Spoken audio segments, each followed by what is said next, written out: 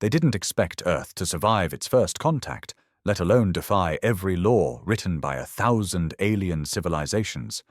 The Galaxy Council had assembled in the high orbit of the neutral star system, Nilex 5. Above the shimmering blue-white dwarf sun, a floating megastructure housed delegates from 113 species, many of them old enough to remember when Earth was still launching rockets with explosive fuel. Earth's representative didn't wear robes. He didn't arrive in some glowing psionic aura. He stepped into the chamber in a creased, dull uniform, simple black, with silver shoulder bars and a red insignia, EAF, Earth Armed Forces. His name wasn't even spoken during his entrance. The whispers weren't about him, but about his planet, the Terrans, the barbarians, the reckless, savage humans. The silence was eerie as he took his seat and simply nodded at the convener. "Welcome, delegate," rasped a four-eyed representative from the Yearn Coalition. "We trust Earth has reviewed the proposed treaties on technology use, border expansion, and genetic regulation." "I have," the man said, his voice deep, deliberate. "Earth rejects all of them." A silence followed, then murmurs, then outright gasps from the chamber. "You... what?"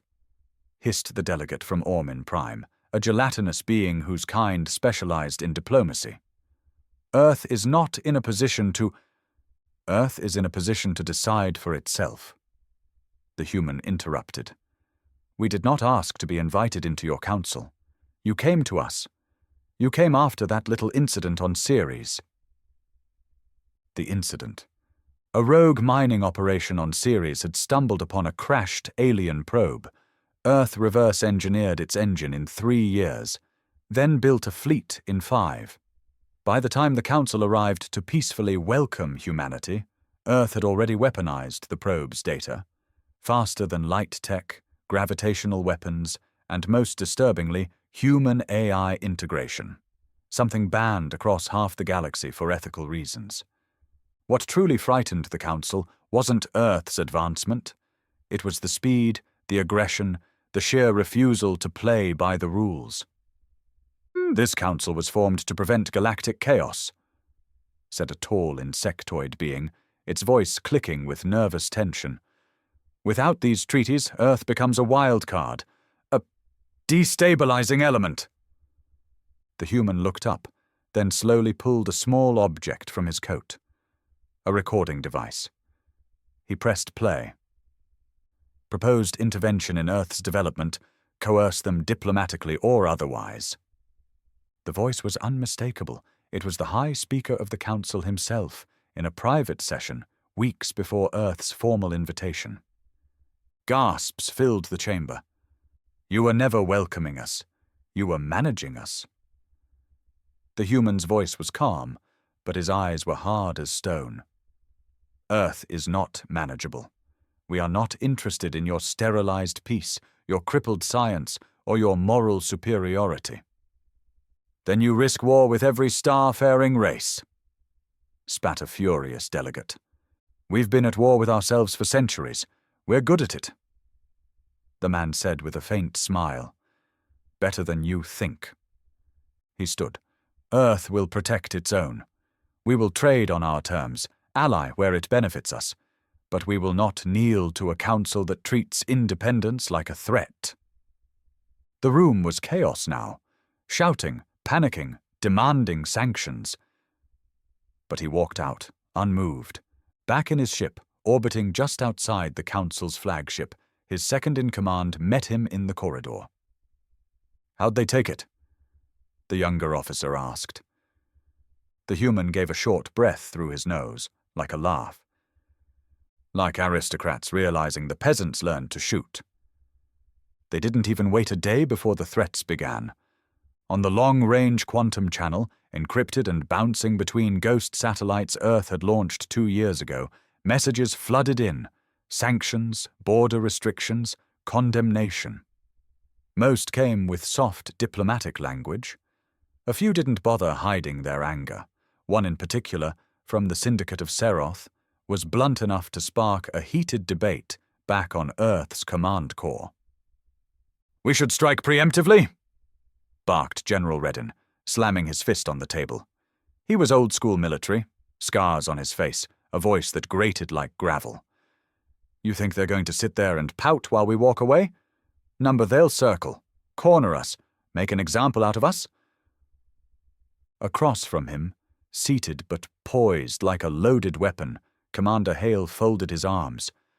"Preemptive war against the entire Council? You'd doom Earth." Redden growled. "They already doomed us when they decided we were too dangerous to leave alone. This isn't a council, it's a cage, and we just refused to wear the collar." The president of the Earth Confederation, an aging civilian named Dawn, rubbed his temples as they argued. The room was full of officers, advisors, and a handful of AI representatives, the only non-human voices Earth allowed in its war room. They didn't vote, they didn't lead. They advised. Earth didn't trust AI to rule anything anymore, not after the Vienna incident. "I want deterrence, not destruction," Dawn finally said, looking to the screen. "We need them to fear war with Earth, not choose it."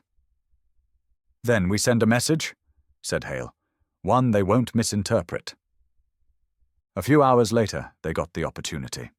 The Yearn Coalition, smug bastards with their mind-link ships and organic tech, deployed a blockade on the outer edge of Proxima Centauri, one of Earth's most developed colonies.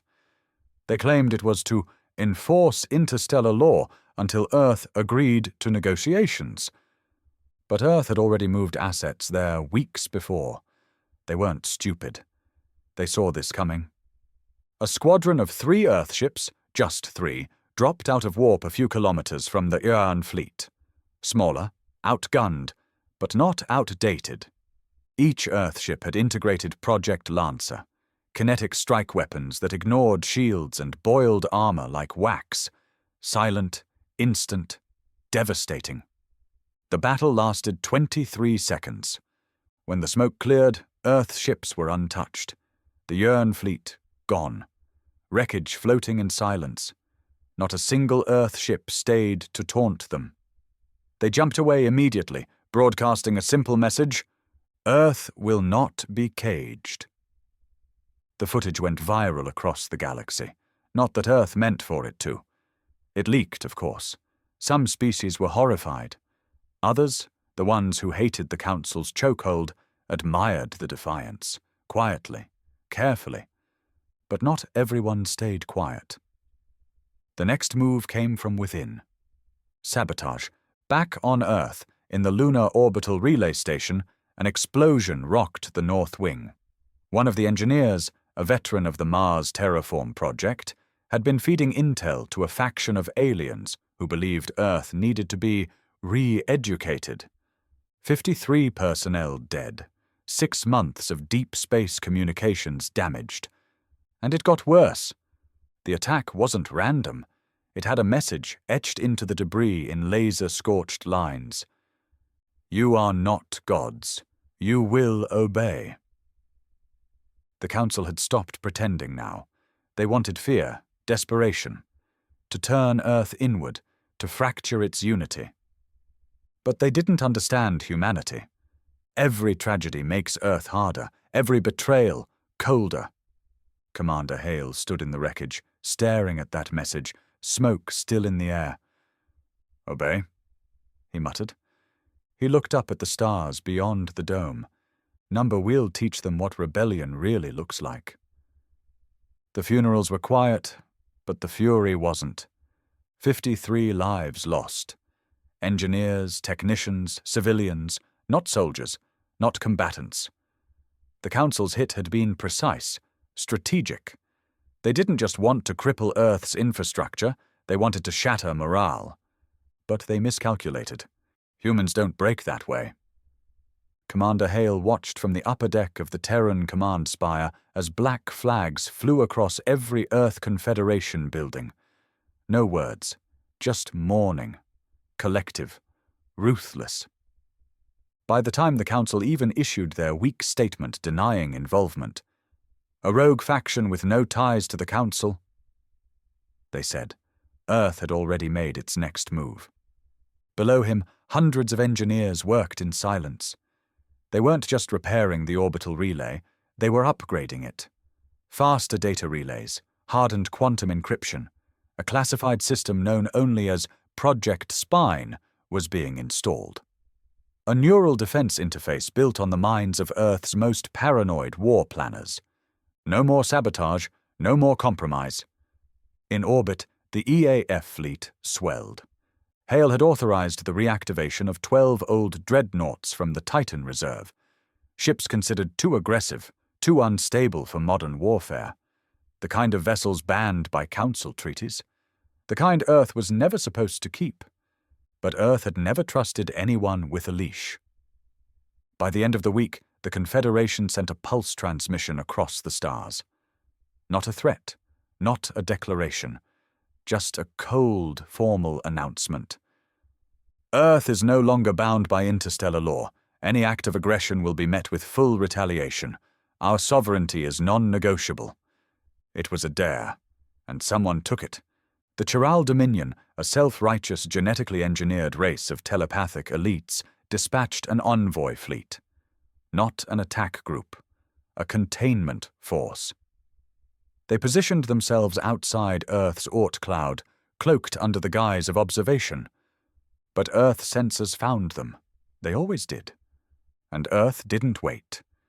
Hale stood in the command bridge of the Arclight, flagship of Earth's first strategic defense fleet, when the order came through. No debates, no speeches, just 3 words from the President himself. Make it count. What followed wasn't a battle. It was a lesson. The Arclight and 5 escorts jumped directly into the Chiral fleet's formation. Suicide positioning, if it were any other species. But Earth wasn't built on fear. Hale had studied Chiral behavior. He knew they relied on linked thoughts, a hive-like strategic awareness. So Earth deployed a mind disruptor. Banned, illegal, experimental. It shredded their collective link in seconds. The Chirals turned on themselves in the confusion, crashing into each other, firing blindly. And then Earth's fleet picked them off. Clinical, clean, merciless. One survivor ship was left behind. Hale let it run. Let them report what they saw. When the Arclight returned to orbit, there were no cheers, no celebrations, just a quiet message broadcast to the galaxy, repeated on every channel Earth could hijack. We wanted peace, you wanted obedience, now you'll get neither. Back on the Council, panic spread faster than plague. Species that once debated over trade routes now begged for isolation. Some pushed for full-scale war, others advised silence, let the humans burn out on their own. But the Council's core knew better. Earth wasn't burning out. It was waking up. Worse, some species began defecting. The Skarnan Confederacy, a fringe species known for their aggression and distrust of Council authority, sent a message directly to Earth. We see what you see. The Council is rotten. We are listening. Earth didn't reply. Yet, in the shadows of deep space, darker plans were unfolding. Earth didn't just want survival anymore. It wanted something else. Something the Council had once stripped from every race they absorbed. Control. The Council met in secrecy now, not in the grand amphitheaters filled with light and orchestras of alien tongues, not in the galleries where transparency had once been their pride. No, now they gathered in war rooms, buried inside shielded moons, behind closed doors, with nervous glances and trembling voices. Because Earth had become the thing they all feared, not a threat, but a mirror, a reflection of what they had once been before the Council sterilized them into submission. We cannot allow this to continue, the High Speaker hissed, his skin flickering with the pale light of anxiety. Earth is gaining influence. There are whispers in the frontier sectors, rumors of revolt. Then strike them, barked the delegate of Veth Oren, whose people once built war machines that spanned entire cities. We have the fleets, the numbers, the firepower. But not the will, said another. Not anymore. Not after what they did to the corrals. That wasn't just war, that was psychological dismantling. They used their minds against them. Someone else added, and the Skarnans have opened negotiations with Earth. If they align, the High Speaker growled, then the Council as we know it is finished. Back on Earth, Hale stood in a darkened operations room, deep beneath the Pacific. It wasn't military. It wasn't government. It was older. Off the books. Built for one purpose long before Earth ever reached the stars. To plan for the day someone would come for Earth. The Council thought Earth was just reacting, but Hale and men like him had prepared for this possibility for decades. Earth's paranoia had never been a weakness, it was a strategy. A young strategist entered the room and handed Hale a file. Physical paper, no networks, no leaks. Inside were names, Council-aligned operatives embedded within Earth's own colonies. Saboteurs, spies, propagandists. We found more, the young man said. They've been feeding real-time location data to something we haven't identified yet. Encrypted Council net, possibly Seroth class. Hale didn't answer right away. He read through the list in silence. Dozens of names. Some he recognized. Some had families. Some were born on Earth. All of them? He asked. All of them? The man replied grimly. Hale exhaled slowly, then signed the bottom of the document. Blackout protocol, he said.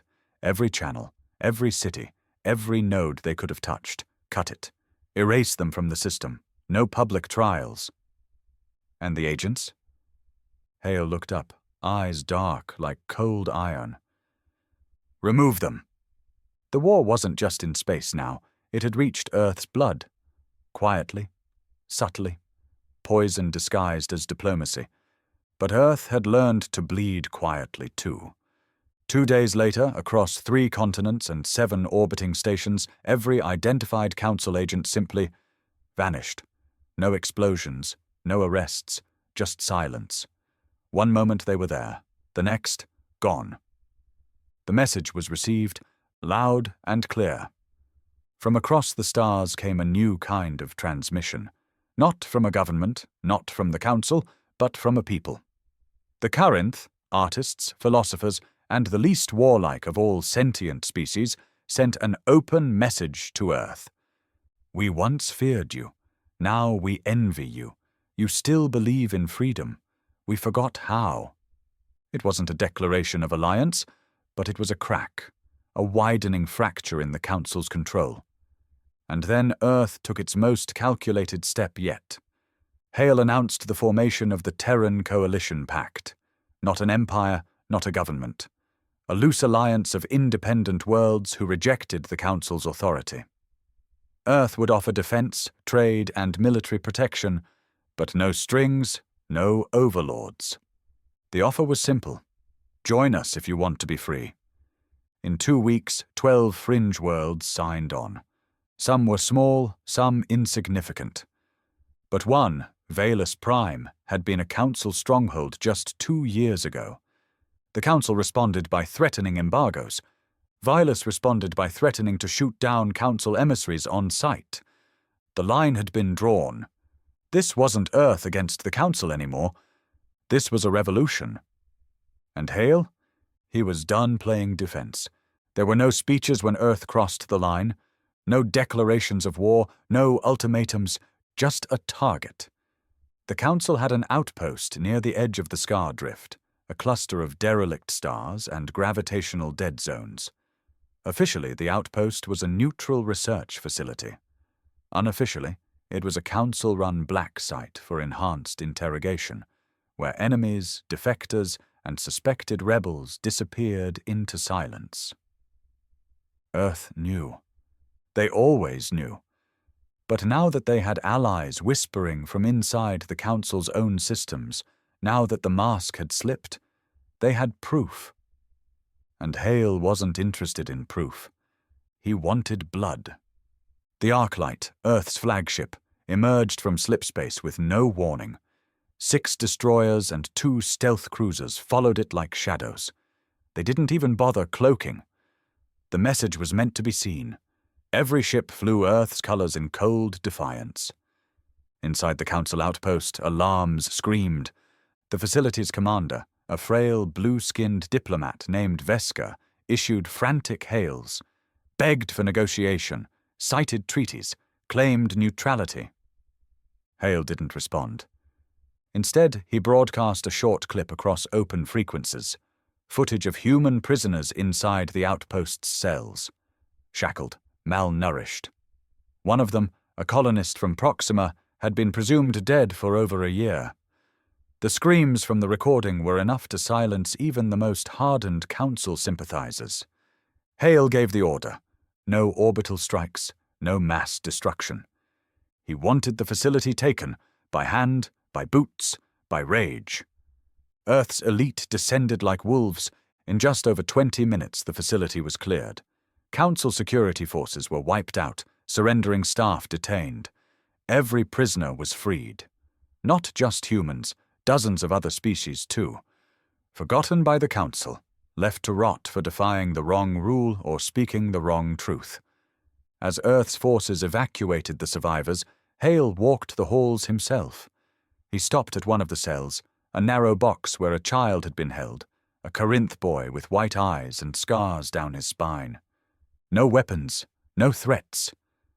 Just a child. And Hale looked at the cameras mounted in the ceiling and said into his comm, "You call us dangerous. You have no idea what dangerous looks like." The footage of the rescue went viral across half the galaxy. Even races who hated humans couldn't ignore what they saw. The Council was no longer a shield. It was an executioner's robe. And Earth had just ripped it in half. The Council tried to respond. Officially, they condemned Earth's actions. Unofficially, they panicked. Because they knew the real problem wasn't the attack. It was the shift in perception. Earth wasn't being seen as a rogue planet anymore. They were being seen as liberators. Dangerous ones, unpredictable ones, but liberators nonetheless. And then came the tipping point. A Council battleship defected. The Voskari Dawn, a carrier-class vessel from the Triner Assembly, jumped into Earth space unannounced, weapons powered down, crew broadcasting only one phrase on loop. "We believe in what you are becoming." Hale personally boarded it, met the captain, a veteran Triner who had served in 3 Council wars. He didn't want asylum. He didn't want power. He wanted to fight. The Council branded him a traitor, declared a bounty on every member of his crew. Earth gave him a call sign, a uniform, and a place in their fleet. The Terran Coalition Pact wasn't just a political entity anymore. It had ships, soldiers, intelligence, and fury. And Hale knew what had to come next. "We're not just reacting anymore," he told his command staff. "The Council will not stop. We've shamed them, embarrassed them. Their power depends on our destruction, so we take the war to them." There was silence. Not from fear, but understanding. Earth had fought long enough to survive. Now they would fight to end something. It began with a name. Jareem Station. A floating fortress buried deep inside Council-controlled space. A military command hub, weapons vault, and intelligence node all in one, so secure even some Council members weren't allowed to access it without a 5-tier override. Earth wasn't supposed to know it existed. But the Trinar defector, Captain John, had given them coordinates. Hale studied the layout in silence. It wasn't just a target. It was the Nexus. From Zareem, the Council monitored all Pact World activity, tracked resistance cells, launched cyber infiltration against Earth's AI systems. Every act of sabotage traced back to this ghost. It was the spine of the Council's war machine. Hale looked across the war table. "We're not hitting a fleet," he said. "We're hitting the idea that they're untouchable." It was suicide, the kind of strike that only worked in theory. if at all. Jareem was hidden behind a binary star cluster, surrounded by dozens of automated defense networks, black hole mines, and AI kill switches that could shut down approaching ships before they even saw the station. But Earth had something the Council didn't: desperation, and a willingness to fight dirty. Operation Shatterpoint launched on the 6th day of the solar cycle. The Arclight, the Voskari Dawn, and 9 other Terran vessels jumped into the outer edge of Jareem's defense perimeter. On paper, it looked like a suicide formation. But Earth had sent a ghost ahead of them. The Sable Wraith, Earth's first gravity-silent ship, a prototype built from Seraph fragments and a banned Corinth engine, had slipped into Council space a full day before the strike. Cloaked, undetectable. Its mission was singular: disable Jareem's AI sentry net. It did more than that. By the time the Arclight reached striking distance, Jareem's entire outer defense network was down. Not destroyed, turned against itself. Dozens of drone cannons lit up friendly signals, confused and corrupted by a virus Earth had developed in a basement lab outside Dakar, funded off the books and run by exiles from the AI war. Jareem's outer ring crumbled. Then Earth moved in. The first Terran torpedoes broke through the hull. Marines followed, not just humans, but Skarnans and Trinar defectors. They fought like rabid wolves, room by room, hallway by hallway. Commander Hale didn't wait in orbit. He led the assault himself. Inside Jareem's command core, amid burning terminals and overturned consoles, Hale stood over the Council's last chief tactician, a withered being who had once ordered the extermination of 4 resistance cells in packed space. "You don't understand what you've done," the tactician hissed. "You've broken every rule, shattered every code." Hale leaned in close. "So did your Council. You just wrote cleaner headlines." He fired once. No hesitation. By the time Earth's forces withdrew, Jareem was nothing but wreckage and smoldering data. But they didn't leave it at that. Before jumping out, Earth's ships broadcast a message on every frequency the Council used, encrypted or not. Footage of Jareem's command center, the dead tactician. And Hale's voice. "You're not untouchable anymore. Every lie has a cost. We're here to collect." Panic gripped the core worlds. The Council declared martial law across dozens of sectors. They began conscripting forces from unwilling species. Their fear bled into desperation. But something worse began to spread among them. Doubt. For centuries, the Council had survived on the belief that it was too big to fight, too unified to fracture. That belief was gone now. Earth had shattered it in one decisive, brutal move. And the pact? It swelled. 17 new systems joined within the month. A rebellion had become a movement. And for Hale, it wasn't about vengeance anymore. It was about ending them. They called it the Cleanse, the Council's last desperate attempt to remind the galaxy who held the knife. It wasn't war. It wasn't a battle. It was a purge, fast, savage, and without warning. 6 pact-aligned worlds, newly joined, still adjusting, still vulnerable, were targeted simultaneously. Not with fleets, but with something worse. Atmospheric burners, ancient weapons outlawed by every interstellar code, even by the Council's own protocols. Each device was deployed from cloaked vessels that didn't even land. They dropped from orbit, activated mid-descent, and ignited the sky itself. A chemical chain reaction that turned breathable air into choking plasma. In less than 15 minutes, 4 million civilians across 6 planets were dead. No warnings, no survivors, just silence. The Council never claimed responsibility. They didn't have to.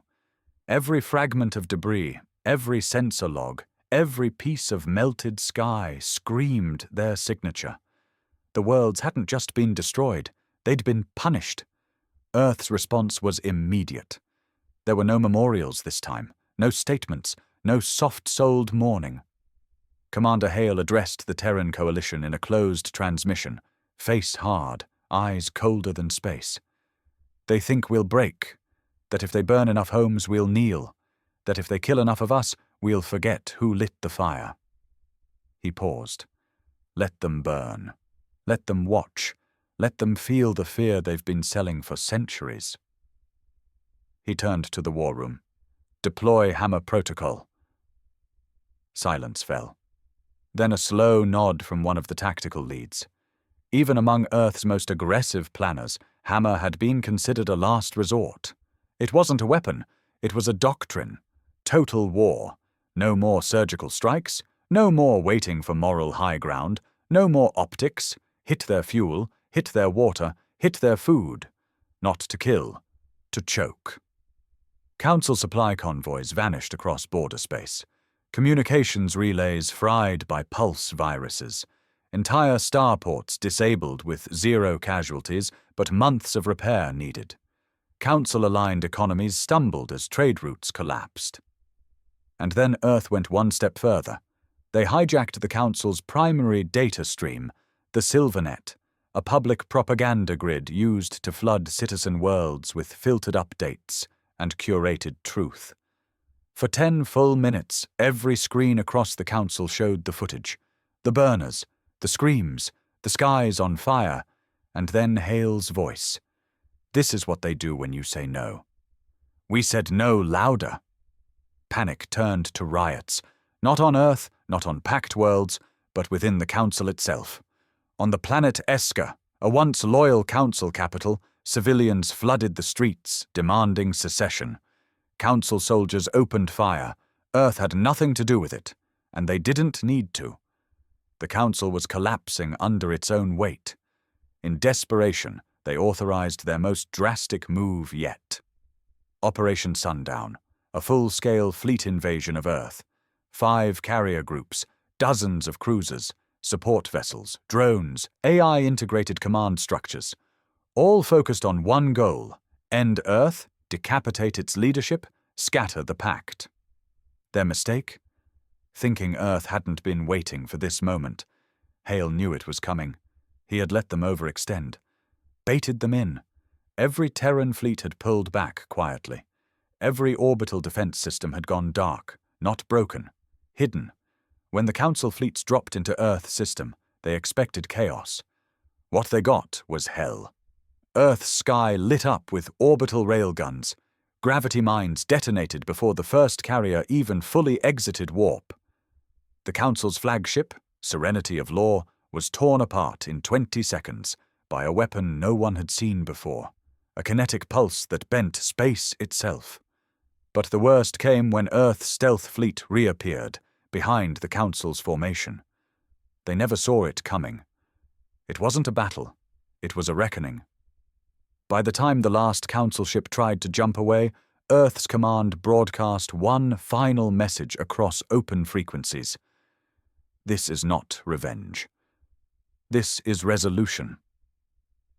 In less than an hour, the most powerful invasion fleet the galaxy had ever seen was reduced to drifting, broken hulls. Back in the Council chambers, what remained of them, panic became silence. For the first time in recorded history, Earth had done what no species had dared to imagine.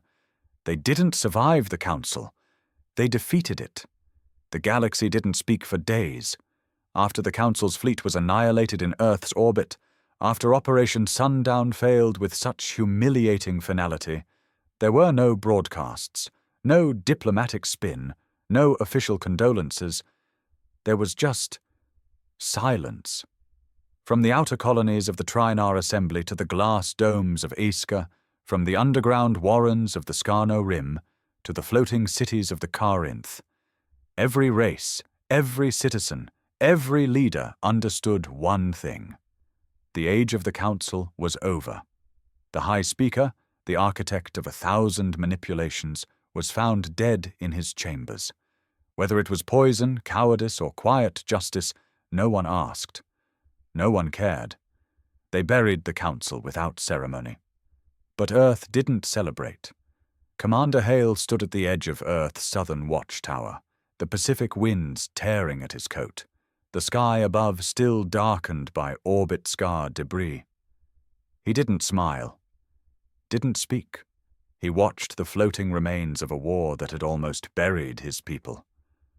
Below him, a memorial was being built, not for victory but for the price. Names etched in steel, not only humans, packed soldiers, colonists, defectors, even the innocent ones lost in the burner's fire. No speeches, just a silent list of the dead. Because Hale knew the truth. They didn't win a war. They survived a collapse. Still, the galaxy waited.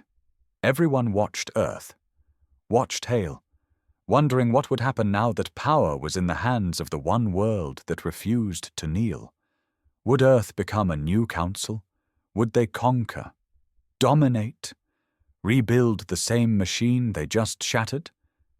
The answer came not in words, but in what Earth did next. They dismantled the orbital defense grid. They scrapped the Doomsday Fleet and decommissioned the Arclight. They returned the defected worlds to self-rule.